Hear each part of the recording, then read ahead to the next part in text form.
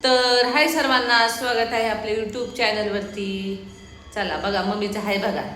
हाय. आणि काल कमेंट आल्या, मम्मी तुझ्यापेक्षा टापटीप राहती, साडी बिडी व्यवस्थित नेसती, नाही मी टापटीपणा मला पहिल्यापासून आवडतं बाबा. तुझ्यापेक्षा भारी दिसती. राहण्याबाबत आपण मी मुलींनी सांगते, आपण 101 साडी घेतली. कारण साडीची हौस माझी अशी होती की आई नऊवारी घालायची बरं का. आणि मग एखादी पंचमी, तुम्हाला सांगते संक्रांती, अशी किती हौस असते साडी घालायची. तर मग आईच्या नऊवारी असल्यावर मला साडीच नसायची. तर मग कधी मैत्रिणीला माग, पुढे ह्यांना माग, असं असायचं.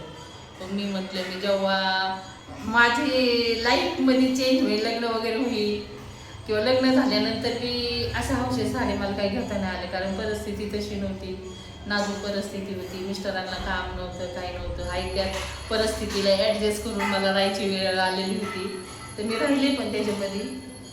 मग त्याच्यानंतर मी थोडी ड्युटी जॉईन केली आणि ड्युटीला पण जात होते. म्हणजे जेव्हा रुपाली पहिलीला शाळेत गेली त्यावेळेस दादा मला वाटतं तिसरीला काय होतं आहे ना, मग त्यावेळेस मी ड्युटी जॉईन केली. मग त्यावेळेस मग काम केल्यानंतर मग जी हौसाने घरात भांडे घे, मला किती दिवस सांगते, मला हांडा आणि कळशीची इच्छा होती घरामध्ये घ्यायची.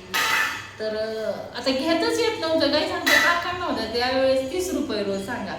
अशा परिस्थितीत आपण कसं काही आत्ता दिवस काढायचे बघा.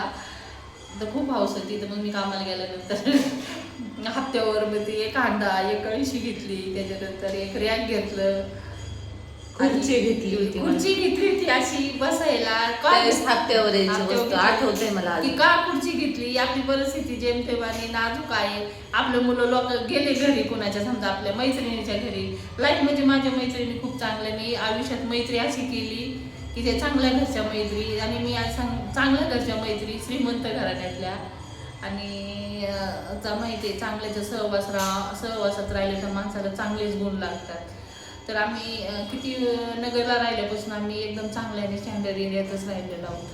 तर मग ती खुर्ची घेतली का, तर बाबा आपण गेलो कुठं ते परत आहे आम्हाला खुर्ची बसायला रुपालीने आणि आपल्या अभिजित दादानी म्हणून आहे. मग त्यांना मी पहिली खुर्ची घेणार, की प्रत्येक गोष्ट मी घरामध्ये घेणार जी पाहिजे ती.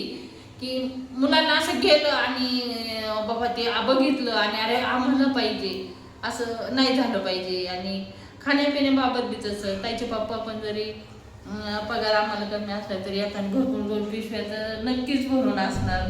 भाजीच्या म्हणा, काय पाहिजे ते मुलांना म्हणा, ते सगळं असायचं त्यांना. एवढंच आहे की त्यांना हाय फाय लेवलचं मुलांना आम्हाला शिक्षण देता नाही आलं, याचं खूप पंत वाटते. जर आज उच्च लेवलचं शिक्षण असतं दादाला, तर दादा चांगल्या पोस्टवर असता. असं प्रायव्हेट ड्युटी त्यांनी केली नसती.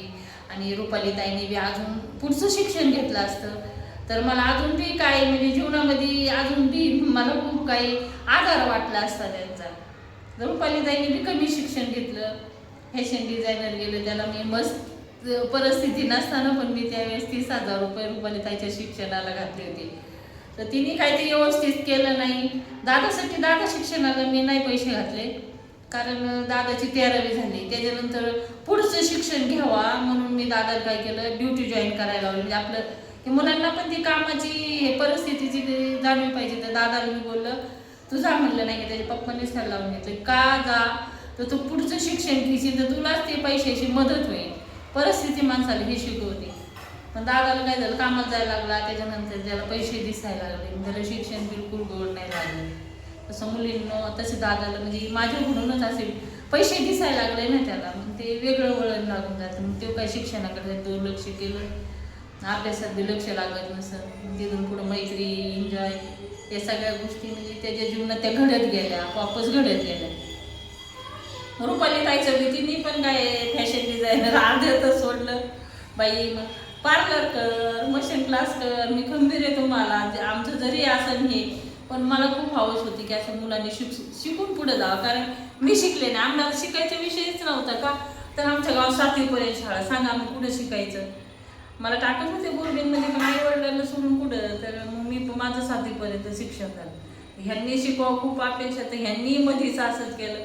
ताईने नर्सिंग करावं अशी खूप इच्छा होती. ताईचं काही रक्त बघितलं, अरे बापरे आता ही कशी नर्सिंग करणार, हिने रक्त जर बघितलं मला हौस होती सिस्टर होण्याची, मी नाही होऊ शकले. तर रुपाली ताई हो असं वाटत होतं. ती अशी घाबरायची इंजेक्शन बघितले, ती नाही. शेवटी ती हे बी नाही तिने केलं लाईफमध्ये. जाऊ द्या, जसं त्याचं नशीब असतं, त्याचं काय आपल्याला सगळं बदलता येतं, आपलं नशीब काय बदलता येत नाही.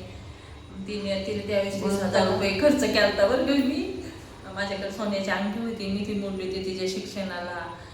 आणि परत MSCIT झालं तिचं. तुम्हाला सांगते रुपाली त्याला MSCITला जातच नाही आलं. होय ताई, का नाही जात आलं? तर 1,000 रुपये नव्हते. हा हा असं असतं. त्या आठवणी काढल्याने एकदम मन असं भरून येतं. परिस्थिती माणसाची. आणि त्याच्यामुळं आमचं कसं आहे, माझं आपण आई वडिलांची जी परिस्थिती बघितलं ना, सासरला आपण तसंच वागतो, लय हट्टीपणा करत नाही. हा, त्यांनी ती पाहिलेले दिवस अनुभवलेले आहेत. म्हणून आपण लय म्हणून मी हट्टीपणा. नेहमी सांगते, पैशाची जास्त उधळण करू नका.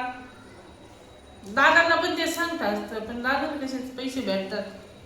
जाऊ दे सर. त्याला नाही जास्त आहे, म्हणजे ऍडजस्ट असं त्याच्या अंगात कौतुसपणा नाही. उधळमान की आपण एखाद्या मुलांना म्हणतो बाबा ह्यो उधळमान काय, तसं त्याचा स्वभाव आहे. तो त्याचं कुटुंब चालवतो, इथून पुढे त्याचं तो कुटुंब चालवणार. मग आमच्या जबाबदाऱ्या पूर्णपणे आता कमी झालेले आहे. तर तू बाबा, तू तुझी बायको लाईफ मध्ये तो पुढे जा.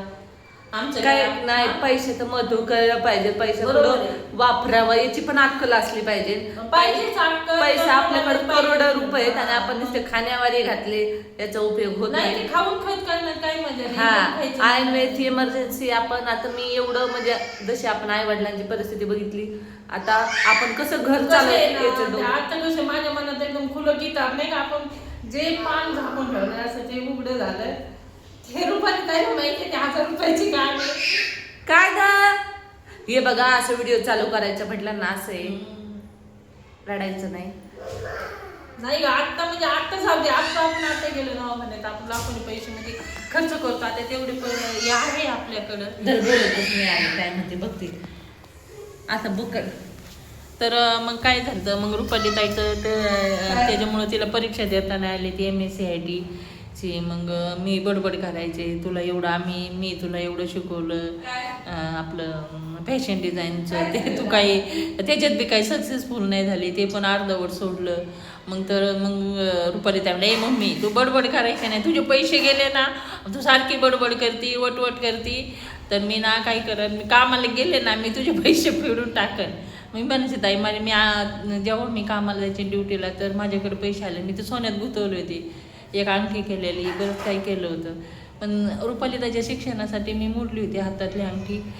तर मी बडबड करायची, आपण एवढं सोनं होतं ते मोडलं ताई, तू शिक्षण नाही पुढे घेतलं लाईफमध्ये. मग काय, थोड्या दिवस राहिल्यानंतर रुपाली ताईचं मी आम्ही हे स्थळ आलं, आम्ही लगेच तिचं लग्न करून टाकलं. चला तर बाय.